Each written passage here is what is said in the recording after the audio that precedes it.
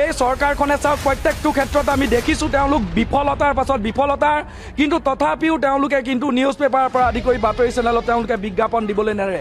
মই মুখ্যমন্ত্ৰী হিমন্ত বিশ্ব শৰ্মা ডাঙৰীয়াক প্ৰত্যাহ্বান জনাইছোঁ, আপোনাৰ যদি সৎসাহস আছে তেতিয়াহ'লে আজি নৈ গুমুঠা গাঁও মাত্ৰ 10 কিলোমিটাৰ দূৰত্বত অৱস্থিত নগাঁও টাউনৰ পৰা এই অঞ্চলৰ গঞাবাসীয়ে ৰাতি শুব নোৱাৰি এনেকৈ বন্যাত্যৰ বান শিবিৰৰ দৰে নামঘৰত শিবিৰ পাতি পেলাই থাকিবলৈ আহিছে।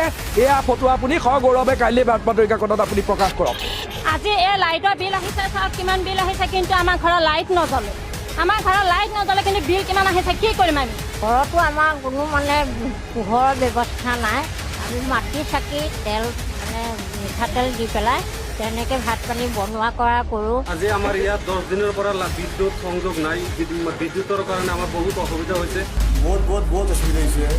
কাৰেণ্টটো নাই, ফেনো নাই, লাইটো জ্বলে না, কোনো কিছু নাই। অন্ধকাৰ হৈ থাকিব লগা হৈছে আৰু গাঁৱতো লিখা পঢ়া ল'ৰা ছোৱালী আছে আৰু আমাৰ বাচ্ছাবিলাক সৰু বাচ্ছাবিলাক থাকে, অসুবিধা হৈ পৰে কাৰেণ্টটো নহ'লে।